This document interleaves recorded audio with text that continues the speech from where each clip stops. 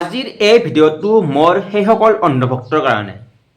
অন্ধভক্ত মানে কেৱল বিজেপিৰ অন্ধভক্তৰ কথা কোৱা নাই, কংগ্ৰেছৰ অন্ধভক্তসকলৰ কাৰণেও এই কথাটো মই ক'ব বিচাৰিছোঁ।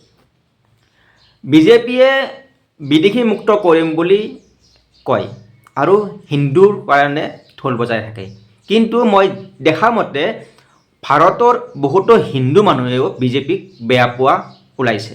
বহুতে বিজেপিক বেয়া পায়, নৰেন্দ্ৰ মোদীক বেয়া পায় আৰু কংগ্ৰেছকো বহুতেই বেয়া পায়। মই ভাৰতৰ কথা ক'ব নাযাওঁ, মই ক'ব গৈছোঁ অসমৰ কথা। অসমত বিজেপিয়ে বেয়া কাম কৰিছে, কংগ্ৰেছেও বেয়া কাম কৰি আছে। যদি এইবাৰ ইলেকশ্যনত কংগ্ৰেছে জয়ী হয়, কংগ্ৰেছে চৰকাৰ বনায়, নিশ্চিতভাৱে ইয়াত বাংলাদেশীৰ উপদ্ৰৱ হ'ব, কাৰণ কংগ্ৰেছে বাংলাদেশীক ছাপোৰ্ট বেছি কৰে বা মিয়া মানুহক ছাপোৰ্ট বেছি কৰে, যিহেতু আমি ইতিমধ্যে নিউজ চেনেলত দেখা পাই আহিছোঁ। আৰু বিজেপিক যদি আমি চৰকাৰ বনাব দিওঁ, তেনেহ'লে বিজেপিয়ে আমাৰ অসমত বহিৰাগতক আনি অনা অসমীয়াৰ উপদ্ৰৱ কৰাব। গতিকে বিজেপি চৰকাৰক ছাপোৰ্ট কৰিব নোৱাৰোঁ, কংগ্ৰেছ চৰকাৰকো ছাপোৰ্ট কৰিব নোৱাৰোঁ। কিন্তু আমি যিহেতু অসমৰ খিলঞ্জীয়া হিচাপে আমি এটা কাম কৰিব পাৰোঁ, এইটো আমাৰ হাতত সময় আছে। আৰু সেইটো হ'ল আমি অসমীয়া হিচাপে আমি কেৱল অসমীয়া প্ৰাৰ্থীক জয়যুক্ত কৰিব লাগে, তেওঁ যিকোনো দলৰে নহওক কিয়।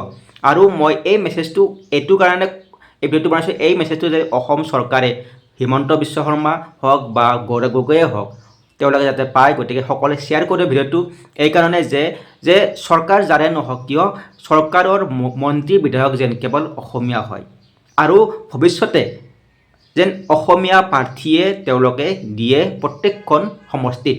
আৰু যদিহে কোনোবা সমষ্টিত অসমীয়া জয়যুক্ত নহয়, অনা অসমীয়াৰ ভোট নাপায় কিনে, তেনেহ'লে সেই প্ৰত্যেকজন অনা অসমীয়াক বিদেশী বুলি চিনাক্ত কৰিব লাগে আমাৰ অসমত। কাৰণ কিয়, যদি অসমত যদি অসমীয়া প্ৰাৰ্থী এজন জয়যুক্ত হ'ব নোৱাৰে, অসমত যদি অসমীয়া সংখ্যালঘু হৈ যায়, তেনেহ'লে অসমৰ কি থাকিব অস্তিত্ব।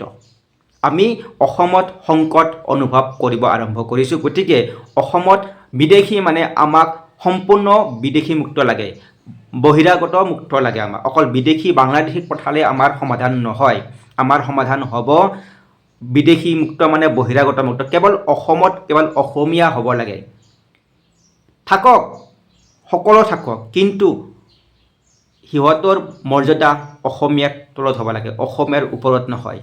কিন্তু এতিয়া যিটো দেখা পোৱা গৈছে, অসমীয়াৰ ওপৰত গৈছে, অসমীয়া লাহে লাহে তলত পৰি গৈছে। গতিকে সেইটো হ'ব নালাগে। গতিকে ৰাজনীতিবিদসকলক কৈছোঁ যে চৰকাৰ যাৰে নহওক, দল যাৰে নহওক, প্ৰাৰ্থীজন অসমীয়া হ'ব লাগে। গতিকে প্ৰতিজন অসমীয়াই এটা গোট হৈ কেৱল অসমীয়াৰ হৈ যুঁজ কৰক, অসমীয়াক ছাপোৰ্ট কৰক আৰু যেন প্ৰত্যেকজন সমষ্টিতে মাত্ৰ অসমীয়া প্ৰাৰ্থীহে জয়যুক্ত হয়, তাৰে কাৰণে কৰক। এতিয়াও সময় আছে, সময় উকলি যোৱা নাই। আপুনি দল নহয়, কেৱল প্ৰাৰ্থীজন চাওক। চৰকাৰ বিজেপিৰে হওক, মোৰ কোনো আপত্তি নাই, মই বিজেপিক ছাপোৰ্ট কৰোঁ। কংগ্ৰেছত কৰি 1% হ'লেও মই বিজেপিক ছাপোৰ্ট কৰোঁ, কিন্তু মই বিচাৰোঁ প্ৰতিজন বিধায়ক মন্ত্ৰী অসমীয়া হোৱাটো উচিত। আৰু আপুনিও অসমীয়া হিচাপে কেৱল অসমীয়াক ছাপোৰ্ট কৰক।